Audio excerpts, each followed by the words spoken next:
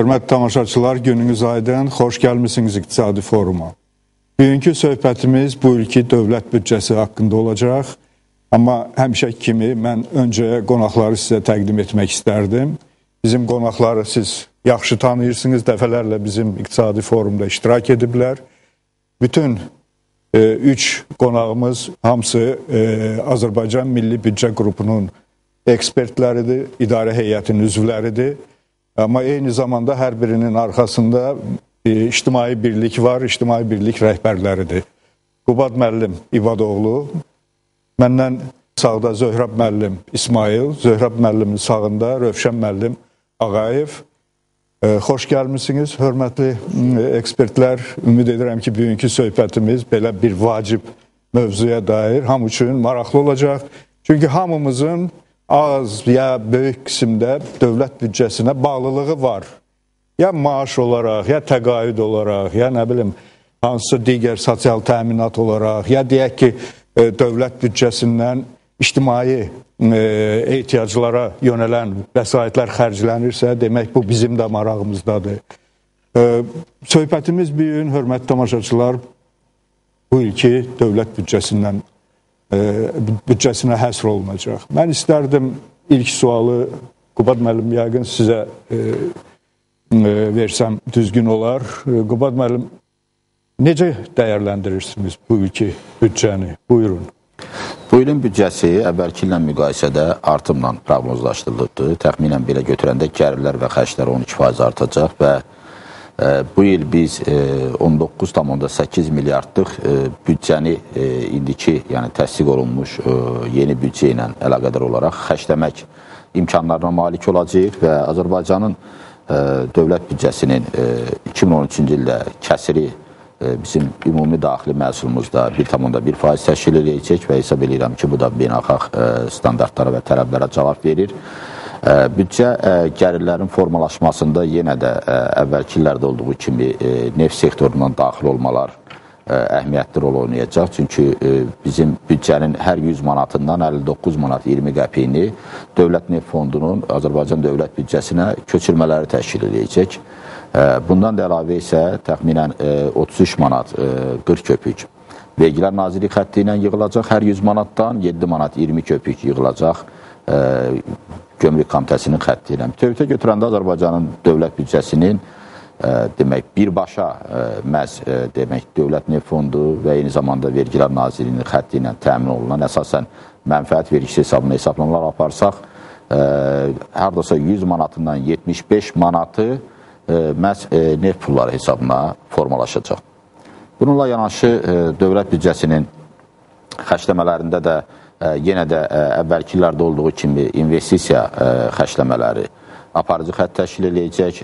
Hər 100 manatdan 35 manatı biz məhz tikinti, quraşdırma və investisiya məqsədi ilə xərcləmək niyyətindəyik. Bundan əlavə ikinci böyük xüsusi çəkiyə malik olan xərc maddəsi sosial müdafiə və təminat xərcləri olacaq. Baxmayaraq ki, bu xərcləmələr əvvəlki illərlə müqayisədə yəni nisbi baxımdan azalıb, amma bütövlükdə götürəndə hər 100 manatdan 9 manat 20 qəpiyi biz sosial müdafiə və təminat xərclərinə yönəldəcəyik. Təhsil xərcləri hər 100 manatdan 7 manat 70 qəpik, müdafiə xərcləri 7 manat 71 qəpik, idarə etmə xərcləri hər 100 manatın 9 manat 10 qəpiyini təşkil edəcək. Səhiyyə xərcləri elə böyük xüsusi çəkiyə malik deyil. Hər 100 manatın biz 3 manat 40 qəpiyini səhiyyə xərcləyəcəyik, 1 manat 45 qəpiyini mədəniyyətə xərcləyəcəyik. Yəni, bütün bunlar onu göstərir ki, Azərbaycan dövlət büdcəsində yenə də əsasən götürsək, demək olar ki, onun yarısı cari xərclərə gedəcək, yarısı isə kapital xərclərinə gedəcək. Narahat edici məqam ondan ibarətdir ki, nefti kənara qoyanda, neft olmayan büdcə gəlirləri bütövlükdə Azərbaycan dövlət büdcəsinin cari xərclərini, yəni ən zəruri xərclərinin cəmisi 52%-ni qarşılamaq imkanına malik olacaq. Və büdcənin 10 milyardı cari məqsədlər üçün xərclənəcək. Deyək ki, o büdcə sferasında çalışanların əmək haqqı xərcləridir, idarə etmə aparatının saxlanılması xərcləridir və digər bu təyinatlı xərclər, cari xərclərdir ki, orada kapital yönlü xərcləmələr yoxdur. Və biz həqiqətən də arzulayırıq ki, Azərbaycan dövlət büdcəsinin neftsiz olan gəlirləri dövlətin heç olmasa cari xərclərini tam şəkildə ödəsin. Dövlət büdcəsinin eyni zamanda digər istiqamətlərdə, yəni bizim apardığımız tədqiqatlar göstərir ki, bu tədqiqatları Milli Büdcə Qrupu adından biz həm də rəyimiz formatında artıq ictimaiyyətə və hakimiyyətə təqdim eləmişik.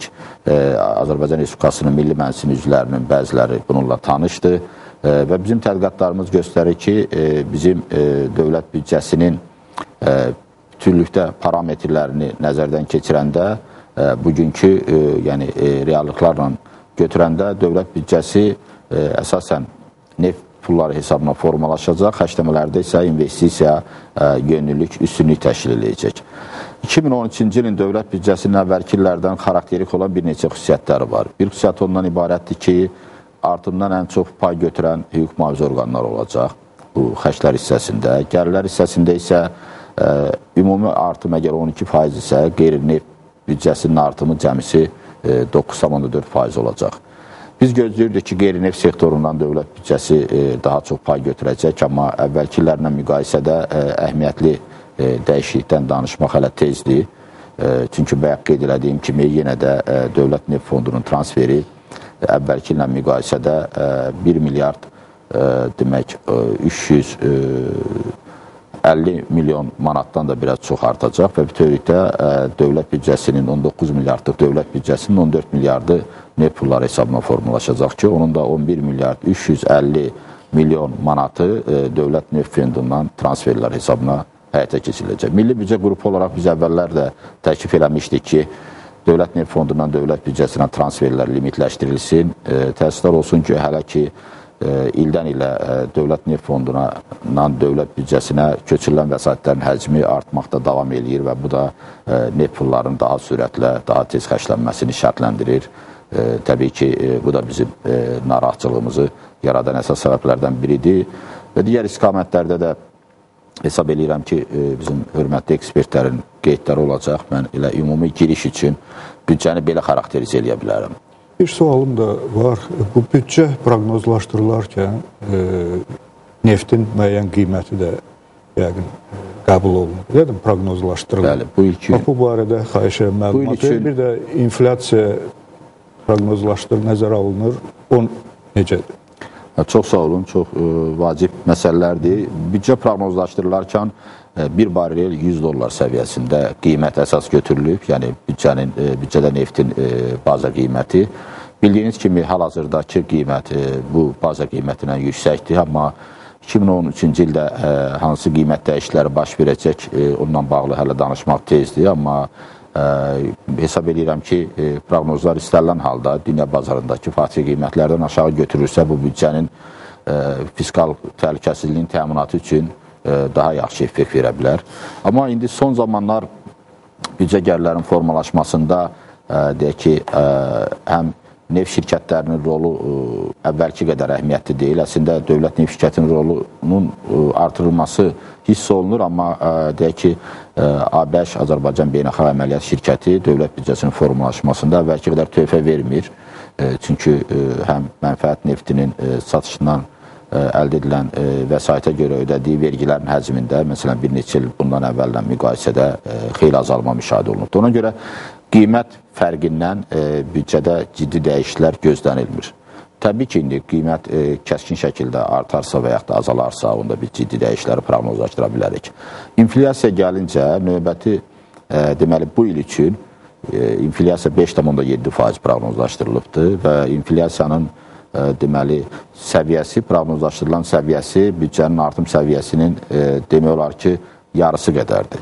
Və bu baxımdan təbii ki, büdcənin gəlirlərinin artımında inflyasiya təsirləri hiss olunacaq, amma bir şeydə nəzər almaq lazımdır ki, adətən proqnozlaşdırılan hədəf inflyasiyası özünü doğrultmur və daha yüksək faktiki olaraq inflyasiya nəticəsi ortalığa qoyulur və mən düşünürəm ki, bu ildə yəqin ki, qiymətlərin artım səviyyəsi rəsmi olaraq proqnozlaşdırılan inflyasiyanı qabaqlayacaq və bu bir tərəfdən büdcəyə əlavə impuls verəcək gəlirlərin formalaşdırılması. Amma bir digər tərəfdən də bilirsiniz ki, qiymətlərin bahalaşması həm də əhalinin xərclərinin artımını şərtləndirəcək və bu da əlavə olaraq sosial baxımından daha çox əhalinin sosial müdafiəsinin qorunması üçün vəsait ayrılmasını tələb edir.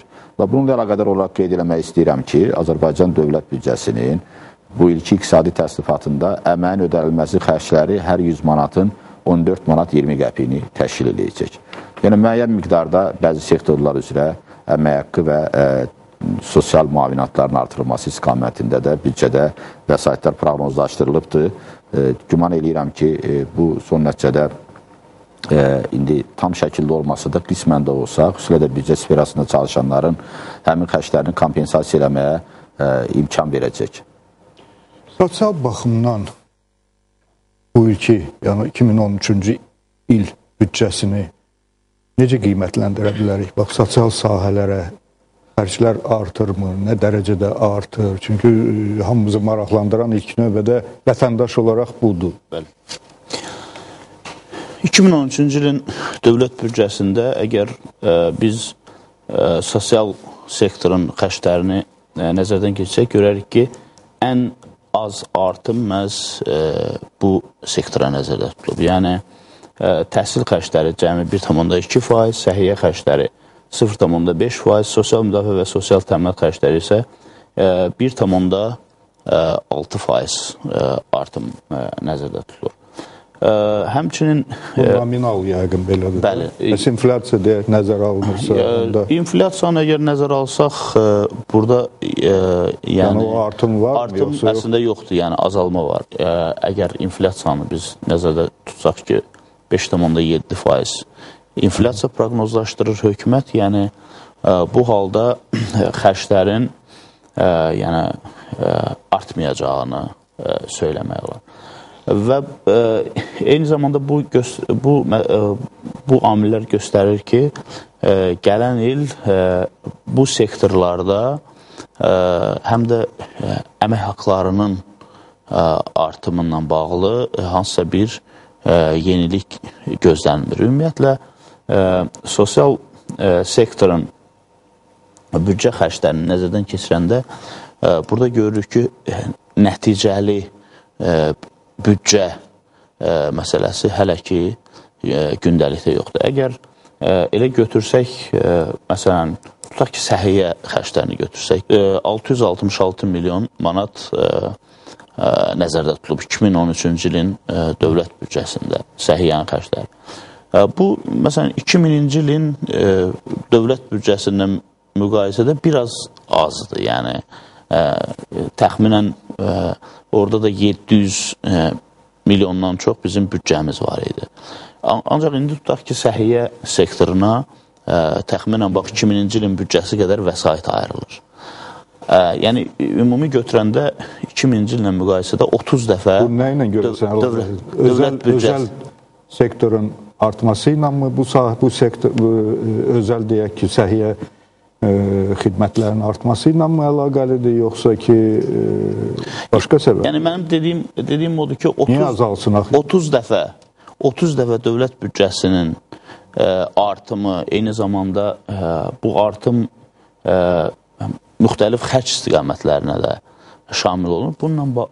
Bununla belə bu artımlar həmin sektorlarda dəyişikliyə, yəni o nəticələrə gətirib çıxartmayım. Hansısa bir sektora ayrılan vəsaitlər həmin sektorda, yəni dəfələrlə artırsa 10 il ərzində, 13 il ərzində, o sektorda hansısa bir dəyişikliyə gətirib çıxarmırsa, burada həmin xərclərin səmərəliliyi sual doğurur. Məsələn, bu günləri yenə də Azərbaycan səhiyyəsində, dövlət sektorunda, dövlət xəstəxanalarında o etibarlı səhiyyə xidməti, həmçinin keyfiyyətli səhiyyə xidmətini biz şahid ola bilmirik. Məsələn, bəzi dövlət xəstəxanalarında yenə də, məsələn, vətəndaşlar ora müraciət edəndə onları məsələn, analizlərin verilməsi üçün özəl klinikaya yönləndirirlər. Yəni, bu qədər xərclərin artımı fonunda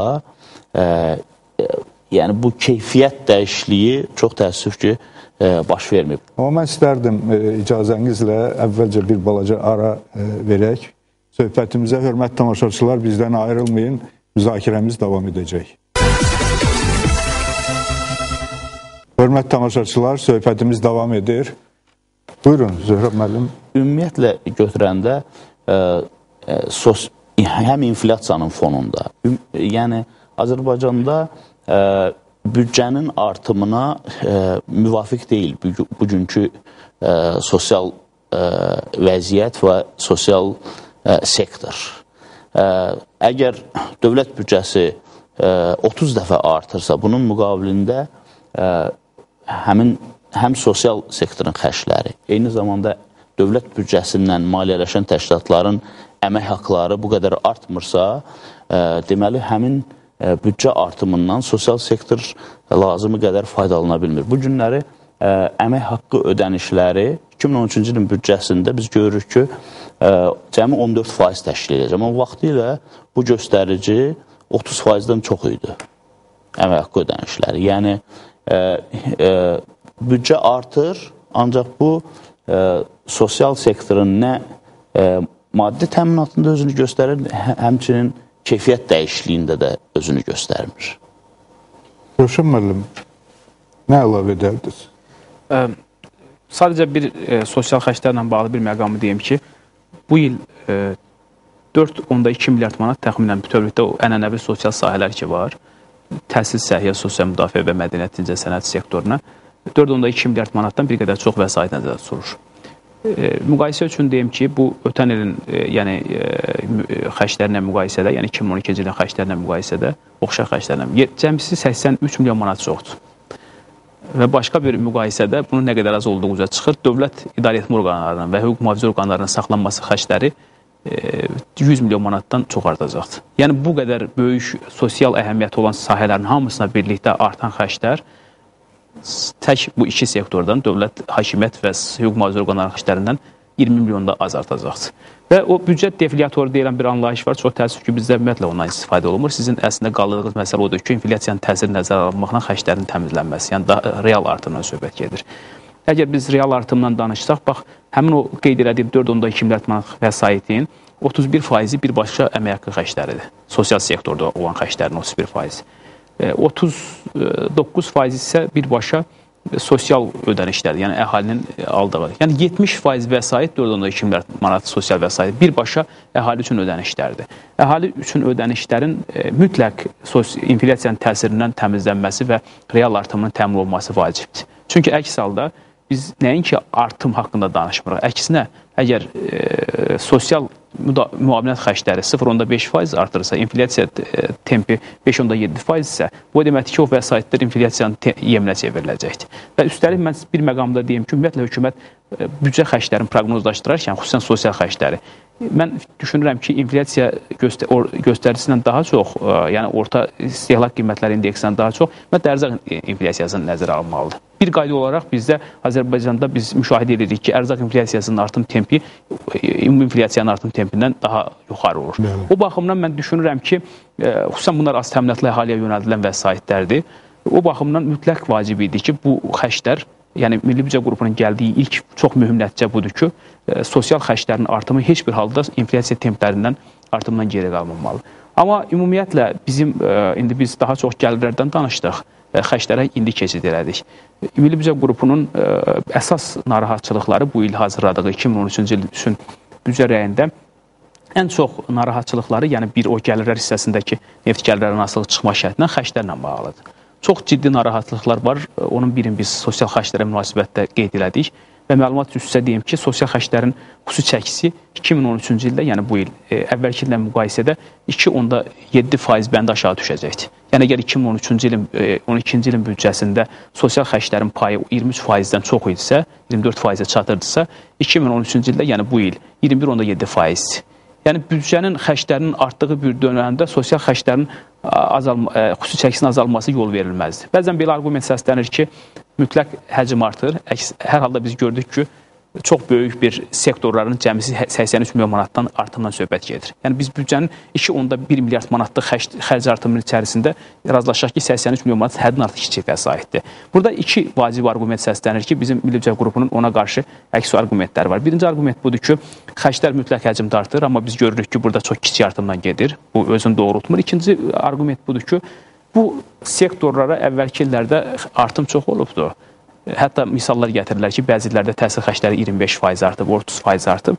Amma o baxımdan artıq bir növ doymuş, maliyyə ehtiyacları baxımından sanki doymuş sahələrdir. Yəni buna qarşı çox sadə bir əks arqument odur ki, əgər bir ölkədə ki, müəllimin əmək haqqısı 140-150 manatdırsa, bir ölkədə ki, səhiyyə işçisinin, həkimin əmək haqqısı 120-130 manatdırsa, deməli hələ bunların maliyyə ehtiyaclarının doyması haqqında danışmaq olmaz. Sabah biz, indi siz səhiyyədən sual verdiniz ki, misal, tutaq ki, biz icbari tibbi sığortaya keçəcək. Bir paketin həcmi nə qədər olacaq? 168 milyon manat cəmsi bu illərin, deməli, dərman xərclərinə, səhiyyət xərclərinə pul ayıracaqlar. Adam başına böləndə 9 milyon əhalinin aylıq dərman xərcləri 3 manat düşür. Və bizim adam başına səhiyyə xərclərimiz cəmsi 60 manatdan bir qədər çoxdur. İndi siz təsəvvür edin ki, biz sabah hesab edək ki, biz keçmişik, deməli, icbari sığortaya keçirik. Dövlətin indi düzdür ayırdığıdır bu. İndi düzdür onda şirkətlər də, işə götürənlər də qatışacaq. İstəyən halda məlum olacaq ki, bizim sığorta paketimiz, tibbi sığorta paketimiz çox kiçikdir. Bunun bir səbəbi odur ki, bizdə cəmsi 3,7% büdcənin deməli səhiyyə ayrılır. Amma inkişaf edilmiş ölkələrdə bilirsiniz ki, adam başına büdcə xərcləri bizdən 4-5 dəfə çox olan ölkələrdə, tutaq ki, Avropa ölkələrinin səhiyyə xərclərinin deməli payı 7-8%-ə çatır.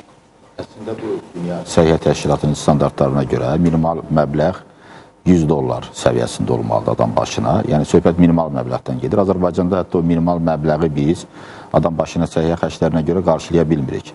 Mən həmkarlarımın fikri ilə razıyam və eyni zamanda bir qeydimi də eləmək istəyirəm ki, biz bütövlükdə götürəndə, yəni o xərclərdəki artım təhlili ilə yanaşı hesab edirik ki, struktur baxımından da kifayət qədər təkmilləşdirmələr getməlidir. Çünki xərclərin özünün bir sektor daxilində xərclənməsinin, vəsaitlərin özünün xərclənməsinin strukturunda da xeyli təkmilləşdirmə imkanları var. Məsələn, biz indi müəllimlərin və həkimlərin əmək haqqlarının aşağı olduğunu qeyd elədik. Həqiqətən də yeni büdcə, üzr istəyirəm, imkan verəcəkmi maaşlar bir qədər? O sektorlarda yox. O sektorlarda. Deməli, idarəetmə sektorunda olacaqdır artım təbii ki.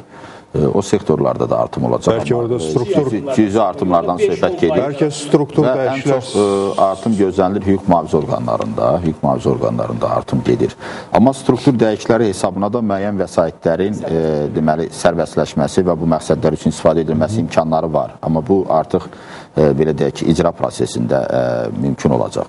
Struktur dəyişiklərinə bağlı, məsələn, mən sadə bir misal deyim də. Biz həkimlərimizin əmək haqqının aşağı olmasını qeyd edirik. Həqiqətən də kifayət qədər aşağıdır.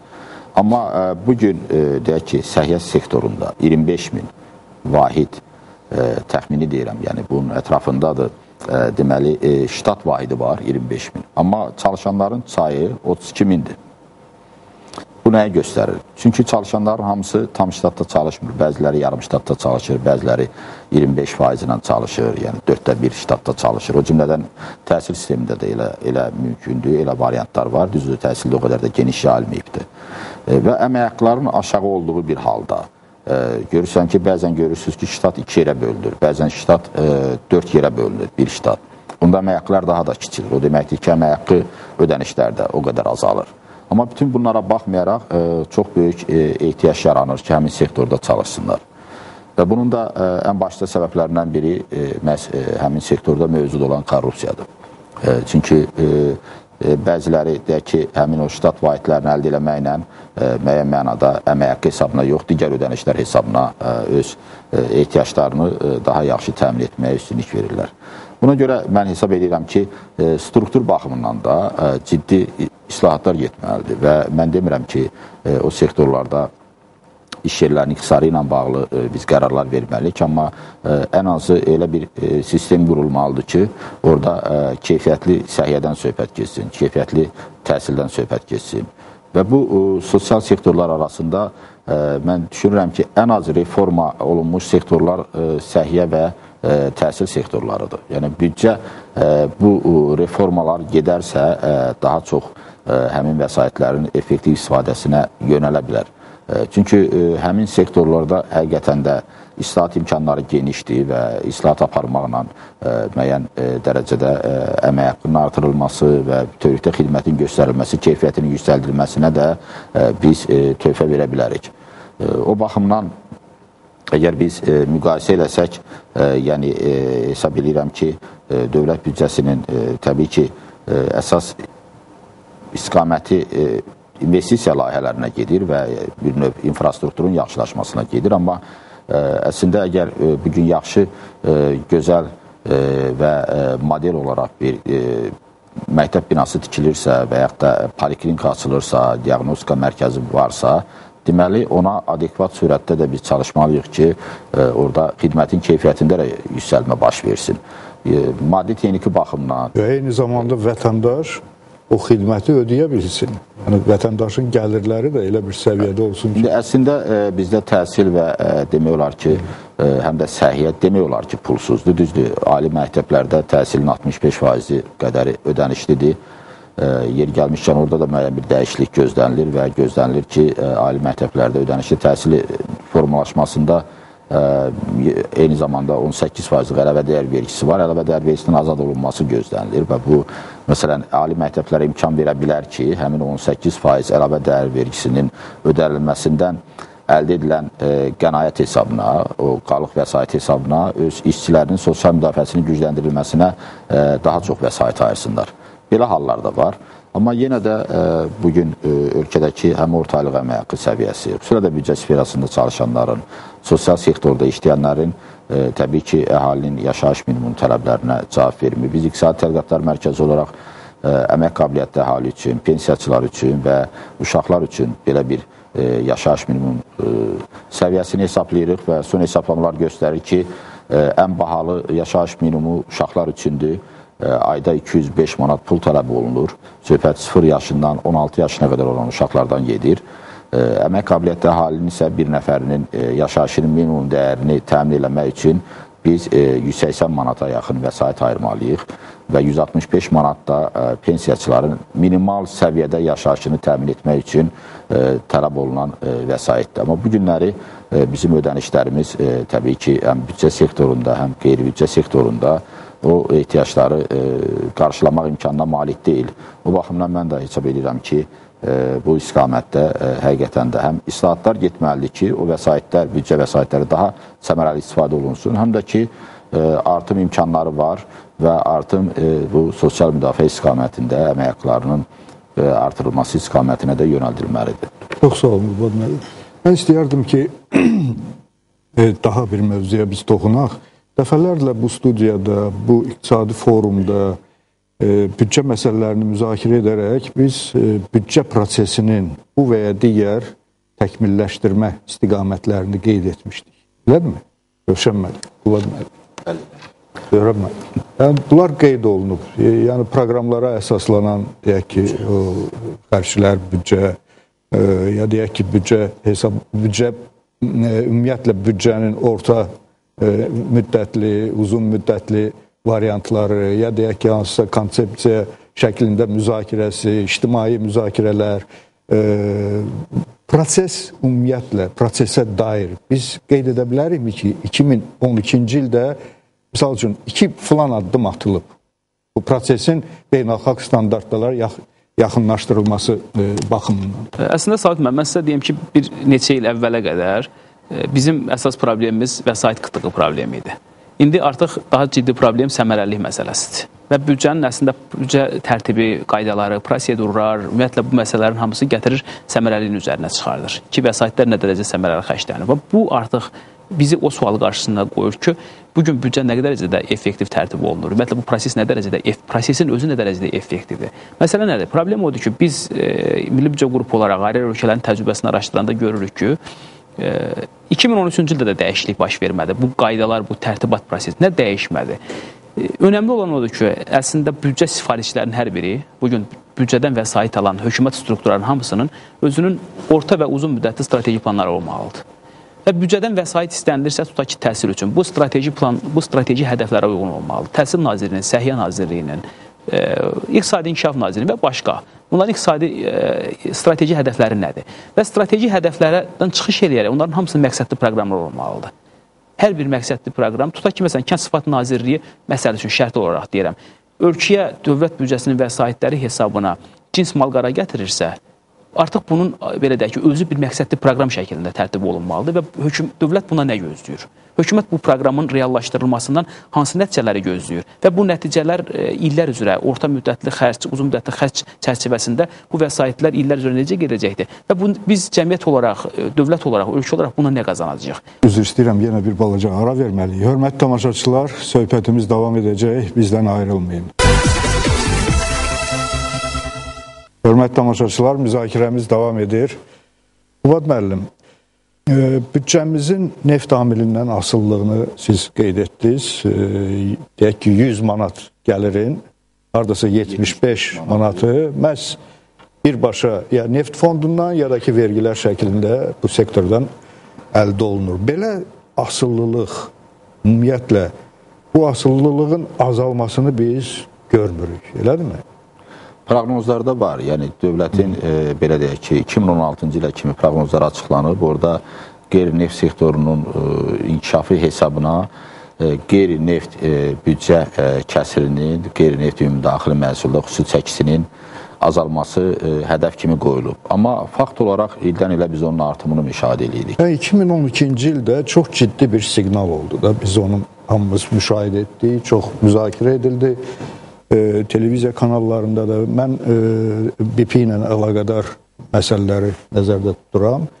Yəni, hasilatın azalması, neftin hasilatının nə dərəcədə mühüm bir problemə çevrilə bilər. Biz müəyyən xərclərə artıq büdcəmiz sanki öyrəşir. Bu gəlirlər, deyək ki, qeyri-neft sektoru tərəfindən təmin olunmasa, belə çıxır ki, biz gələcəkdə həmin xərcləri, yəni bu dinamikanı saxlamaq üçün, xərclər dinamikasını, biz məcbur olacaq daha çox neft fonduna xərcləyək və burada neft fondu da...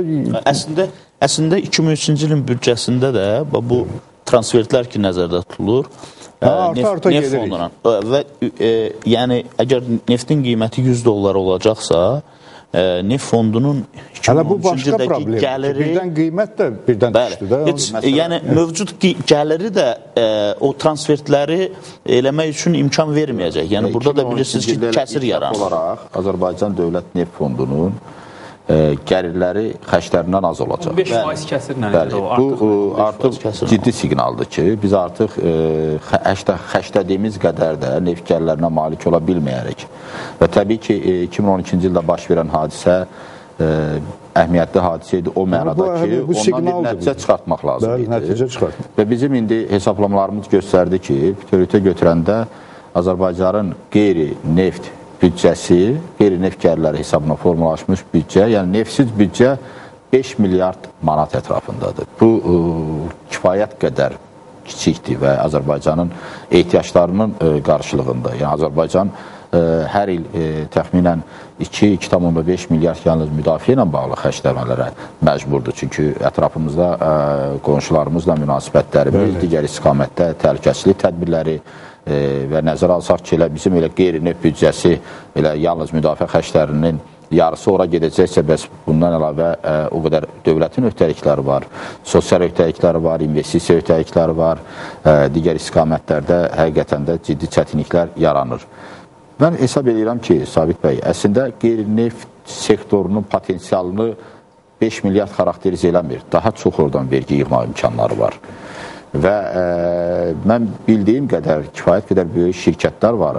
Onların gəlirləri də xeyli çoxdur və ildən ilə də yüksəlir, amma onların vergiyə cəlb edilməsi səviyyəsi çox aşağıdır. Bunlar arasında dövlət şirkətləri də var.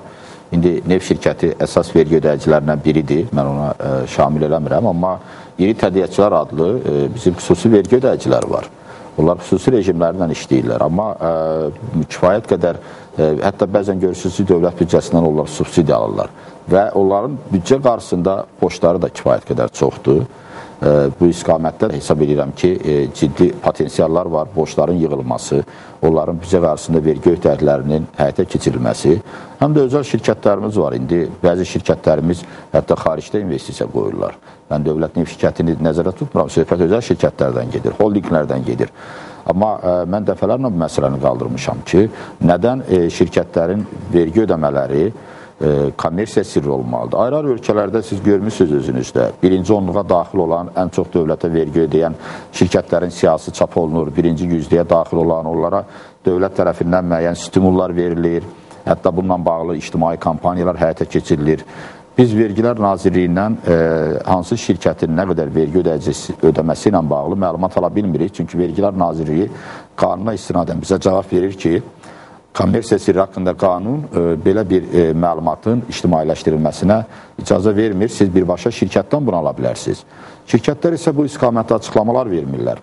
Və bu onu göstərir ki, Azərbaycanın özəl sektorunda fəaliyyət göstərən, kifayət qədər böyük demək, maliyyə əməliyyatları aparan, dövrəyə malik olan şirkətlərdən vergi daxil olmalarında, vergi intizamında, vergi ödəməsində ciddi demək olar ki, problemlər var və biz... Qüvvət mən düşünürəm ki, burada gəlirlər məsələsi önəmlidir, qeyri-neft sektoruna, amma mən düşünürəm ki, burada xərclərin restrukturizasiya məsələsi də qoyulmalıdır. Çünki biz hələ məsələn belə bir arqument gətirmək olar ki, bizim xərclərimiz xeyli şişirdilmiş xərclərdir. Hökumət özlərinə böyük öhdəliklər götürür. Nədən söhbət gedir? Bizim bu ilkin Milli Büdcə qrupunun rəyində də var. Məsələn, kommunal sektora yönəldilən investisiyalar. Təkcə bu il 1.5 milyard manat kommunal sektora dövlət investisiya yönəldəcək. Nədən məsələn bizim hökumətimiz... Bəllidirmi bu konkret olaraq? Hansı layihələrə? Yox. İndi məsələ şəffaflığa məsələsinə biz gələcəyik. Problem nədir? Məsələn, mənim yanaşmam odur ki, yəni daha doğrusu Milli Büdcə qrupunun yanaşması budur ki, biz o kommunal xərclərin, investisiyaların xeyli hissəsini hökumət üzərindən ata bilər. Xərc yükünü azalda bilər və konsesiya müqavilələri əsasında nədən biz tutaq ki, içməli su sektorunu, meliorasiya sektorunu biz kifayət qədər idarə vermək imkanlarımız var. Əvvəla buna getmək məsələsi var. Bir də ki, hesablam... Bundadır ki, və bu qədər biz indi Bakının su təminatı ilə bağlı vəsaitlər xərcləmişik də Dövlət Neft Fondundan, eyni zamanda Azərsunu xətti ilə. Amma şəxsən mən bilmirəm indi, yəqin ki, bu ictimai fikirdə də formalaşıbdır. Son illərdə bizdə su təminatında daha çox problemlər yaranır. Nəinki əvvəlki 5 il bundan əvvəl, 10 il bundan əvvəl. Çünki mecburiyyət dəyişməyib. Ona görə mən deyirəm, xərclərin o tərki strukturizasiya məsələsi odur ki, artıq bizim yanaşmamız budur ki, hökumət bu öhdəlikləri üzərindən atıb, bunu dövlət özəl sektor əməkdaşlığı çərçivəsində konsesiya müqavilələrinə keçirsə, əvvəla məsələn, indiki situasiyada bizim xərclərimizin 1 milyard manat hökumətin üzərinə atmaq imkanı var. Bu bir. İkincisi, biznes layihələri. Məsələn, bugünə qədər Şahdağ turizm mərkəzinə hökumət 1 milyard manat pul xərcləyibdir. Mən sizə deyim ki, bugünlərin hökumət tender elan eləsi idi. O cür əlverişli iqlim şəraiti olan, təbiəti olan əraziyə tender elan eləyib, özəl sektoru cəlb eləmək istər. Təbii ki, dövlətin də müəyyən payı ola bilərdi, dövlət özəl sektor əməkdaşlığı, amma daha kiçik.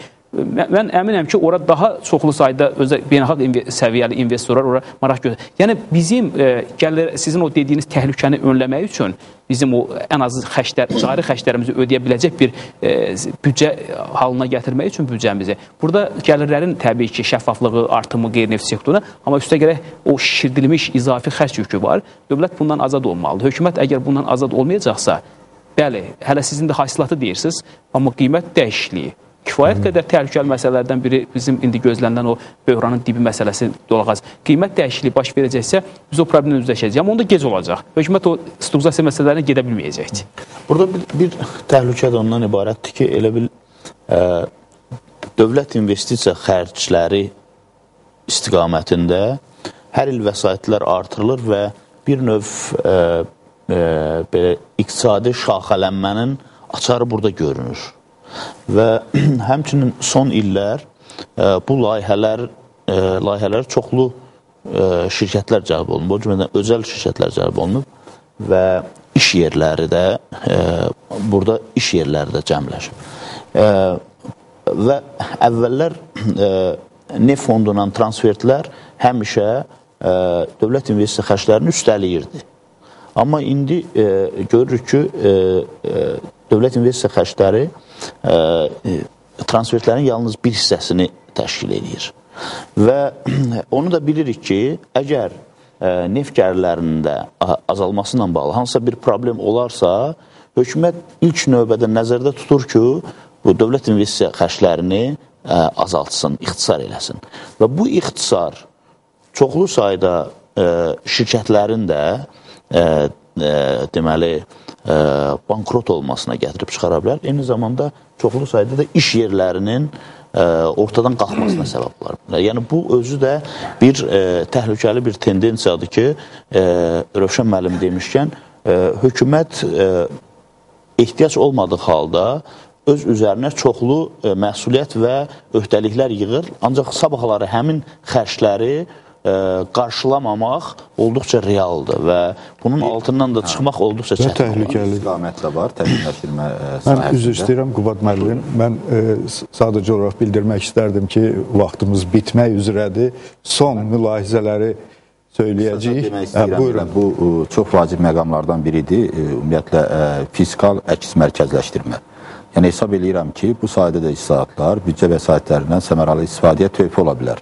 Düzdür, növbəti illərdə yəqin ki, bu daha da inkişaf etdiriləcək və bu ilin büdcəsində də yerli vergilərin formalaşması ilə əlaqədar bir dəyişiklik baş verdi. Yəni, mərkəzləşdirilmiş qaydada vergi ödəyiciləri, hansı ki, rayon və şəhər ərazisində fəaliyyət göstərir, onlar mənfəət vergisi istisna olmaqla digər vergiləri yerli büdcəyə ödəyəcək və bu baxımdan artıq özünü tənzimləyən rayonların siyasında... Yəni, bu çox müsbət bir...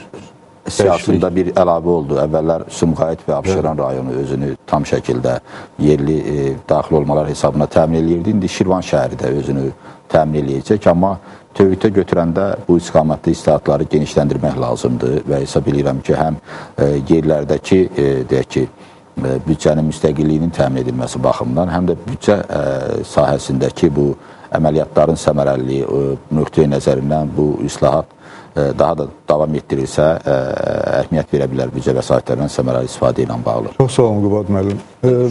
Şəffaflıq istiqamətində addımların atılmasına ehtiyac var. Xüsusən də Milli Büdcə Qrupu hesab edir ki, hər il bunu təkrarlayır və bu ildə təkrarlamaq məcburiyyətində qaldıq ki, rəyimizdə investisiya layihələri büdcə paketinə əlavə olunmalıdır. Bu bir. İkincisi, gəlirlərin şəffaflığının artırılması üçün gəlirlərin həm regionalizasiya strukturu verilməlidir, həm də ki, neft və qeyri-neft payı hər bir vergidə görünməlidir. Necə ki, indi biz neft mənfəət vergisini onu görürük, hər bir vergidə görünməlidir.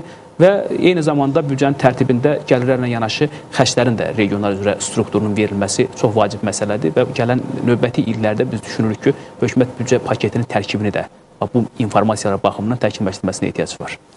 Mən düşünürəm ki, dövlət qurumlarının, nazirliklərin hesabatlılığı artmalıdır. Çünki onlar büdcə vəsaitlərini sərf edirlər və büdcə ili başa çatandan sonra da həmin istifadə elədiyi büdcə vəsaitləri hesabına hansı dəyişikliklər baş verib və bunun təkcə hökumət səviyyəsində yox, eyni zamanda nazirliklər, komitələr, digər dövlət qurumları səviyyəsində xüsusi hesabatlar olmalıdır və bu hesabatlar əsasında da o büdcə gəlirlərinin səmərəliliyini qiymətləndirmək mümkün olmalıdır və gələn ilində, növbəti ilində büdcə proqnozları məhz bu hesabatlara əsaslanmalıdır. Təşəkkür edirəm Zöhrab müəllim, hamınıza təşəkkürümü bildirirəm maraqlı söhbətə görə. Eyni zamanda bu verilişin donoru olan Avropa Birliyi və Oxfam təşkilatına da təşəkkürümüzü bildiririk. Hörmətli tamaşaçılar, gəlin